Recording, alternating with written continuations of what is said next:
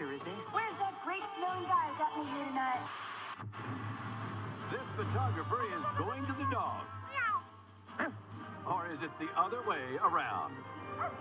From ABC News, with anchors Diane Sawyer in New York, Sam Donaldson in Washington. Auto show concept cars. Cars with exciting features like supercharged engines. Finally, someone's built one for you. Introducing... Minty Double Action Polident controls denture odor and cleans tough stains. So try Double Action Polident. And I'm thinking, it's going to be a beautiful day. Rest easy. It's time. Well, designing a tomato is one thing for science. Keeping track of what's happening on Jupiter, that's another matter altogether. But American scientists these days are keeping a large eye on the distant planet because it's about to be involved in a cosmic collision. Here's NBC's Robert Higgins. A stunning view of the Shoemaker-Levy comet taken by the Hubble Space Telescope and released by NASA today. On July 16, 1994, people around the globe were going about their daily lives unaware that something discovered by a trio of comet hunters 16 months earlier was about to change the entire world. Computer simulation shows they're on a collision course with the planet Jupiter, expected to hit starting July 16th. And for the next 5.5 For billions of years, objects have soared through the solar system, crashing into one another, and these impacts have shaped our celestial neighborhood. But until that day in mid-July 1994, humans had been denied the chance to see one of these cataclysmic events in real time. That day marked the first time that astronomers, scientists, and everyday people would have a front row seat to a massive collision between two bodies in our solar system.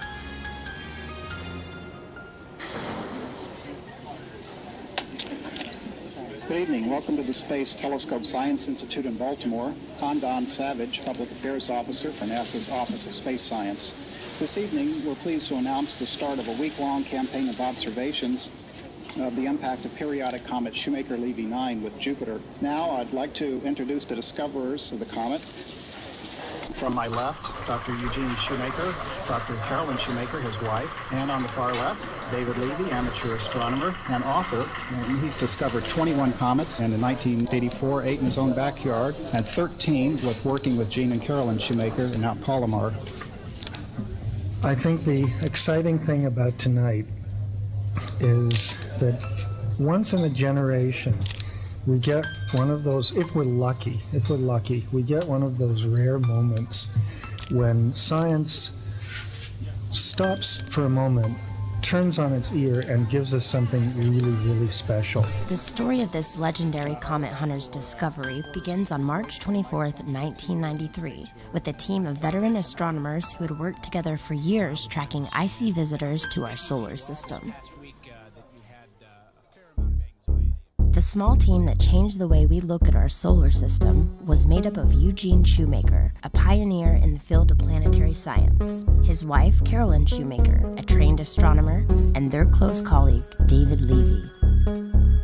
The trio used their resources to buy expensive film, equipment, and rent time in various observatories. That way, they could hunt for near-Earth objects using astrophotography. They weren't in it to strike it rich, and the team existed out of their sheer passion to explore the skies above and discover what lurks in the solar system. Over time, the team turned into a well-oiled machine, and even became pretty good at running the equipment and capturing images. Well, mostly. On March 23, 1993, the team was at the Palomar Observatory unpacking equipment and getting ready for the night. Without a single cloud in the sky, this would be a perfect night for taking pictures. Right as they finished unpacking, David Levy made a terrible discovery. The case that held all of the camera film was accidentally open, and all of the film was exposed to direct sunlight and ruined. So unfortunately, the entire night was a complete loss. The following morning, they got up bright and early to drive into town so they could pick up more film.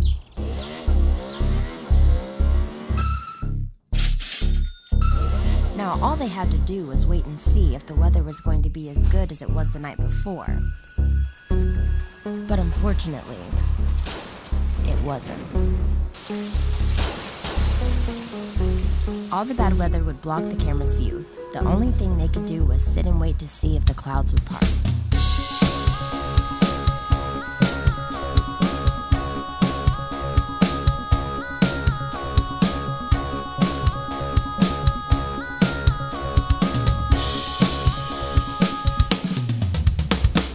Since the camera film was so expensive and the weather wasn't getting any better, Eugene Shoemaker said they should probably just quit for the night.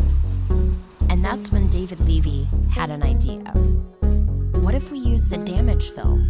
Sure, all of the edges are ruined, but maybe the center of the film is still good. Deciding to give it a try, they slowly opened the dome, aimed the telescope, and then waited for the clouds to part.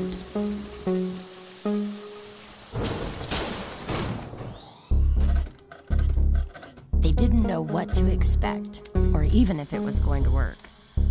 But as the film slowly started to develop, they realized they had captured something that no man had ever seen before. More than 350 million miles away, a massive comet has shattered into 21 pieces.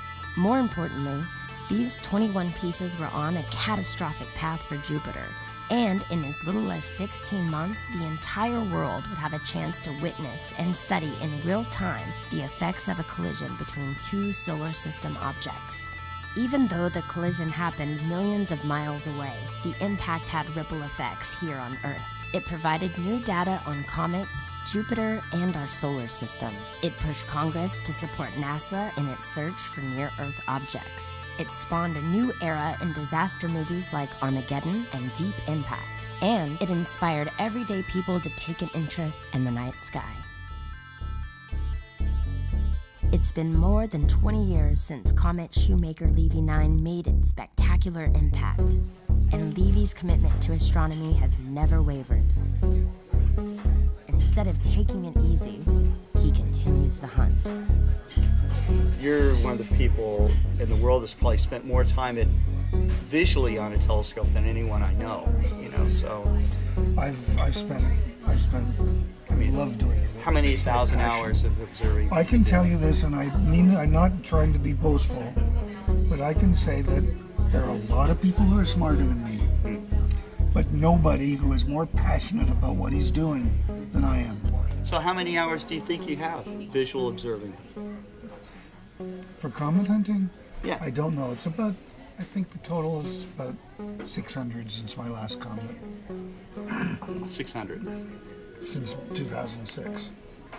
And it took me 917 hours and 28 minutes approximately. And 15 seconds. To find my first comet. Wow. And then it went sharply down for a while. And there were a couple of them that were coming after 100 hours.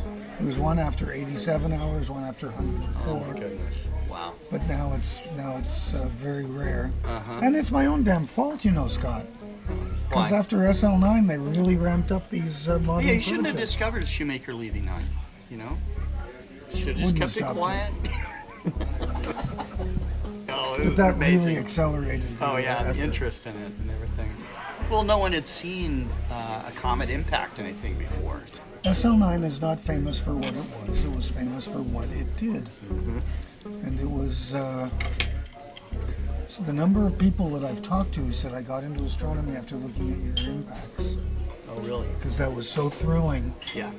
To see the solar system and something changing right away. The solar system changing right before our eyes on the time span of CNN. Yeah. And changes that Jupiter is still undergoing. Right. 20 years later. Right. Even though Levy has spent thousands of hours observing, he still feels the pull of a telescope. And that same sense of anticipation is palpable as the night nears back at the star party.